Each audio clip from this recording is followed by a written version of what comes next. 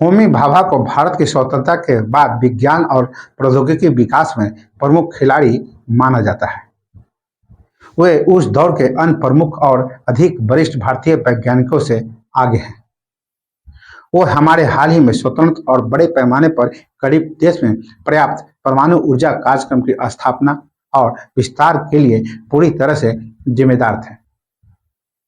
परमाणु कार्यक्रम में उनके योगदान के कारण डॉक्टर होमी जे भाभा देश के परमाणु कार्यक्रम के जनक हैं। वे AET के पहले निदेशक भी थे और भारत के परमाणु हथियारों के निर्माण के पीछे मुख्य शक्तियों में से एक थे। तो आज जानेंगे उनके जन्म दिवस पर विशेष रिपोर्ट। तो सबसे पहले नमस्कार, आप देख रहे हैं न्यूज ईरा और मैं आपके साथ विपिन। आज डॉक्टर होमी भाभा का जन्मदिन है। न्यूज ईरा चैनल उनको वंदन और अभिनंदन करता है। डॉक्टर होमी जे भाभा का जन्म 30 अक्टूबर 1909 को बॉम्बे के प्रसिद्ध पारसी कानून परिवार में हुआ था। जहांगीर भाभा और मेहरबाई के माता पिता थे। वे दोराबजी टाटा से जुड़े थे और एक बेहद संपन्न और प्रतिष्ठित परिवार से थे। एलिफिंस्टन कॉलेज में दाखिला लेने से पहले उन्होंने अपनी प्रारंभिक शिक्षा के लिए बॉम्बे के कैथेड्रल और जॉन कॉनन स्कूल में अपनी पढ़ाई पूरी की। होमी भाभा को भारत की स्वतंत्रता के बाद विज्ञान और प्रौद्योगिकी विकास में प्रमुख खिलाड़ी माना जाता है। वे उस दौर के अन्य प्रमुख और अधिक वरिष्ठ भारतीय वैज्ञानिकों से आगे हैं। वो हमारे हाल ही में स्वतंत्र और बड़े पैमाने पर गरीब देश में पर्याप्त परमाणु ऊर्जा कार्यक्रम की स्थापना और विस्तार के लिए पूरी तरह से जिम्मेदार थे। परमाणु कार्यक्रम में उनके योगदान के कारण डॉक्टर होमी जे भाभा देश के परमाणु कार्यक्रम के जनक भी हैं। वे AET के पहले निदेशक भी थे और भारत के परमाणु हथियारों के निर्माण के पीछे मुख्य शक्तियों में से एक थे। उन्होंने साल 1927 तक रॉयल इंस्टीट्यूट ऑफ साइंस में अपनी शिक्षा जारी रखी। होमी ने मैकेनिकल इंजीनियरिंग की पढ़ाई शुरू करने के लिए कैम्ब्रिज यूनिवर्सिटी में अपना दाखिला लिया, लेकिन उन्हें समझ में आ गया कि इंजीनियरिंग के बजाय विज्ञान का अध्ययन करना उनका असली लक्ष्य था। उन्होंने अपने माता और पिता को इस समस्या के बारे में अवगत कराया और बताया। होमी के देखभाल करने वाले पिता ने प्रथम श्रेणी के मैकेनिकल इंजीनियरिंग की डिग्री के लिए उनके शेष विज्ञान पाठ्यक्रमों का भुगतान करने पर अपनी सहमति व्यक्त कर दी। उन्होंने साल 1930 में मैकेनिकल इंजीनियरिंग की परीक्षा में प्रथम श्रेणी में उत्तीर्णता प्राप्त की।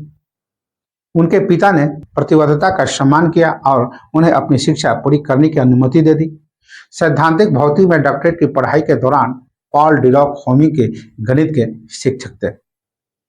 परमाणु भौतिकी में PhD प्राप्त करने के बाद साल 1933 में प्रकाशित उनके पहले अकादमिक लेख the exhaustion of cosmic radiation ने साल 1934 में उनकी सफलता में योगदान दिया, जब उन्हें आइजैक न्यूटन हॉल स्कॉलरशिप से सम्मानित किया गया,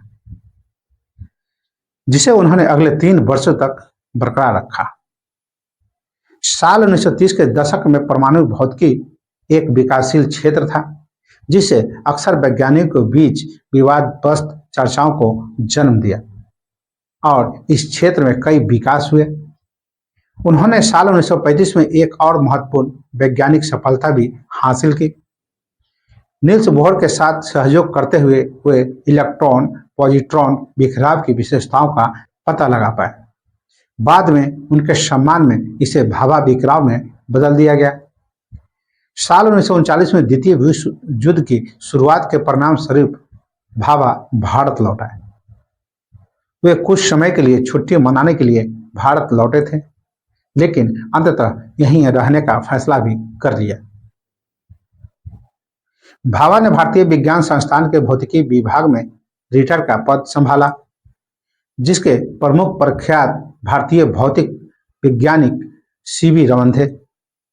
बाद में सर दोबास टाटा ट्रस्ट ने उन्हें शोध अनुदान दिया। अनुदान राशि से भाभा ने संस्थान में कॉस्मिक रे रिसर्च यूनिट शुरू की।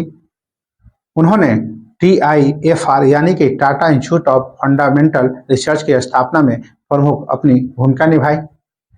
सर सीवी रमन के अधीन भाभा ने LLAC बेंगलोर के सैद्धांतिक भौतिक में फेलो के रूप में एक पद स्वीकार किया। उन्हें साल 1941 में रॉयल सोसाइटी फेलो पदनाम मिला।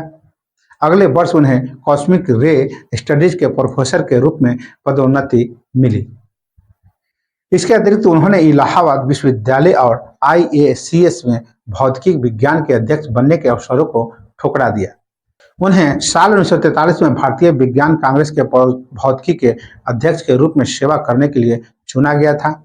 अप्रैल 1948 में भाभा ने जवाहरलाल नेहरू को एक पत्र लिखा, जिसमें शांतिपूर्ण कारणों से भारत के परमाणु ऊर्जा कार्यक्रम के विकास की निगरानी के लिए एक परमाणु ऊर्जा आयोग बनाने की बात कही गई थी। नेहरू ने इस विचार को मंजूरी दे दी और उसी वर्ष अगस्त में संसदीय कानून द्वारा समिति का गठन किया गया। भाभा को आयोग का अध्यक्ष नियुक्त किया गया। साल 1951 में उन्हें भारतीय विज्ञान कांग्रेस का अध्यक्ष चुना गया और साल 1954 में उन्हें भारत सरकार का सचिव नियुक्त किया गया। अक्टूबर 1958 में भाभा ने परमाणु ऊर्जा के विकास का आकलन करने के लिए ब्रिटेन की यात्रा की। उन्हें अन्य देशों, विशेष रूप से संयुक्त राज्य अमेरिका के परमाणु प्रौद्योगिकी विशेषज्ञों के साथ कई विवादों से निपटना पड़ा। डॉक्टर होमी जहांगीर भाभा ने बिजली उत्पादन के लिए देश के सीमित यूरेनियम भंडार के बजाय देश के प्रचुर थोरियम भंडार का उपयोग करने की योजना विकसित की। दुनिया के हर दूसरे देश के विपरीत इस देश ने थोरियम केंद्रित नीति अपनाई। इसके अलावा यह भारत के 3 चरणीय परमाणु ऊर्जा कार्यक्रम में विकसित हुआ। पहला चरण दवा युक्त भारी जल रिएक्टर, दूसरा चरण फास्ट ब्रीडर रिएक्टर और तीसरा चरण थोरियम आधारित रिएक्टर। मार्च 1941 में भाभा को रॉयल सोसाइटी का फेलो चुना गया। भाभा को 1942 में कैम्ब्रिज विश्वविद्यालय द्वारा दिए जाने वाला सर्वोच्च सम्मान एडम्स पुरस्कार मिला। माननीय भारत सरकार ने 1954 में भाभा को प्रतिष्ठित पद्म भूषण से सम्मानित किया। उन्हें साल 1951 में भौतिकी का नोबेल पुरस्कार भी मिला। साल 1966 में भाभा की मृत्यु मोंट ब्लॉक के पास एयर इंडिया बोइंग 707 दुर्घटना में हुई थी।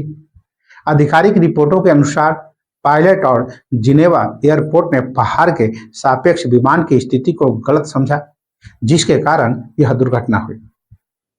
लेकिन उनकी मृत्यु अभी भी एक रहस्य बना हुआ है। हत्या का उद्देश्य भारत के परमाणु कार्यक्रमों में बाधा डालना था। भाभा का कद बहुत बड़ा था और उन्होंने हमेशा अपनी विशेषज्ञता के क्षेत्र से बाहर भी प्रभाव डाला।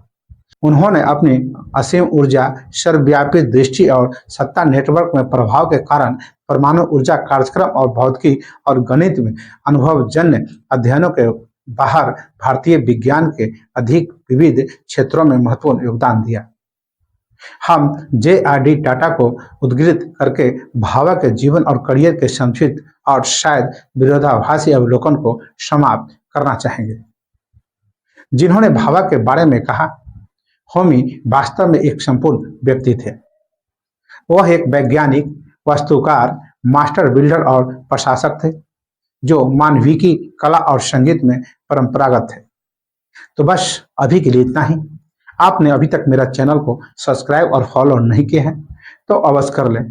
कोई महत्वपूर्ण सुझाव हो तो मेरा कमेंट बॉक्स में देना न भूलें। नमस्कार।